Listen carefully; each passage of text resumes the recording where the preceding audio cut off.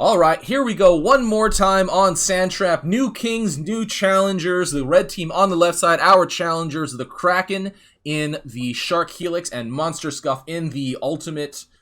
Is it even called that? I forget. The really cool looking striker. And the Carbon team on the right side, it is R3ddog in the Beta Bomber and LeAssassin in the Prime Helix. R3ddog and LeAssassin currently are reigning kings who have yet to be dethroned just yet, having taken down the last kings, Apple 738 and Lord of Lords. In fairly short order. That was a pretty good game. It was. I mean, they rethought their approached it a lot more efficiently, and yeah, were able to overcome what they weren't able to in the game that needed to be remade. Got mirror openers from both teams, just taking that close outpost. Looks like Kraken going for the heavily armored post, while LeAssassin's going to be doing the same thing, focusing on the brutes in the outpost, and then they're going to segue into the Goliath. Kraken trying to do a little bit of harass against R3ddog's units down at the bottom right, but there are 4 Dillos and a Seeker against a Bomber. It's danger indeed. Oh god. Well, oh god. You know, I can see the logic there. Being a Helix against the Bomber, you're like, ha, if he tries to land against my units, I'll just hold right click and he'll die. But then he didn't land. He just kept shooting me, and then that was that. Oh god, the balloon. Oh god, the balloon. R3ddog had to avoid it. There are a litany of respawning balloon aerial mines in the center of the map. So if you are going to take any lockboxes, which are, by the way, free money, they do come with another extra package. R3ddog pushing in earnest on this bottom left outpost, doing what he did last game, but much faster.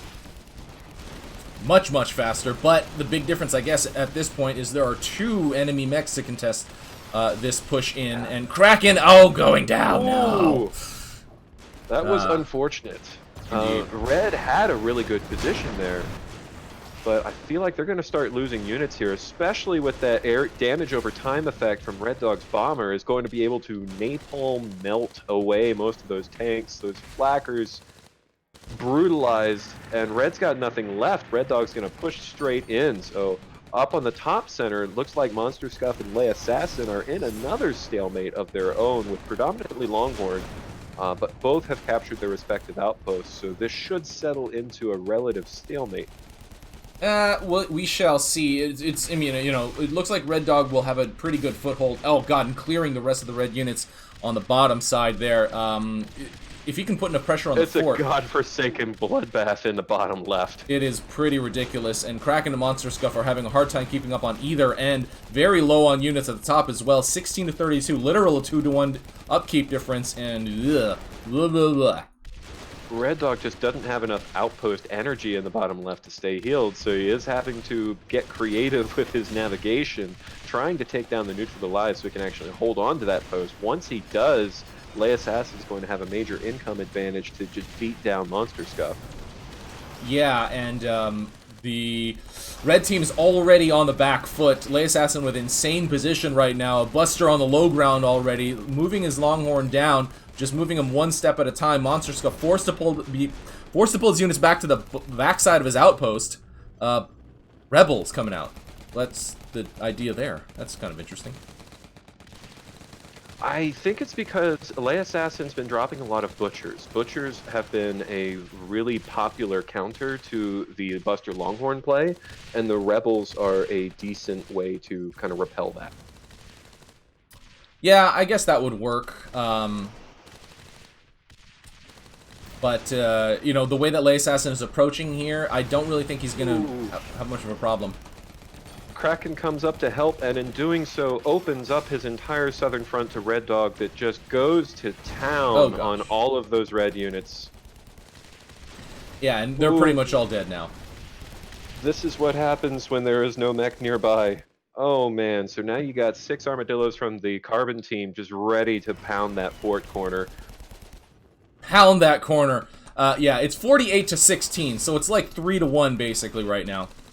Actually, exactly. You got a traditional push coming from LeAssassin, seeing if he can't get some of these other tanks into the fight.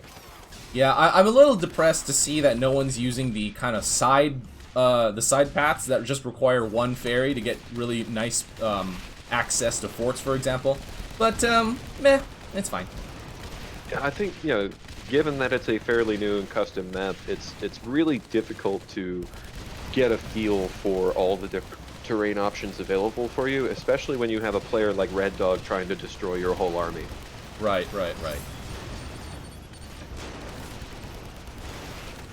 It's a big distraction. Okay, everybody. It does look like the Carbon team has every single post on the map. Domination mode. Yeah, so... Now, there is no true middle outpost on this map, so I've liked the dynamic that this map is settling into, where you always have two simultaneous battles going on. Right, yeah. And while it's a completely symmetric map, or at least it seems to be, the battles never seem to be symmetric in that respect. The top battle always seems to be happening on the ridge. The bottom battle always seems to be happening a little bit closer to one of the forts. Well, I mean, you gotta admit that LeAssassin and R3ddog have kind of figured out a quick, efficient way to clear neutrals and apply pressure to the enemy, the enemy army. So maybe that's it, because they've been on the same side this entire time. So if we flipped, you never know really how that game will go. But either way, R3ddog and LeAssassin taking this game. Win number 2, both on Sandtrap. We will see who is next in queue.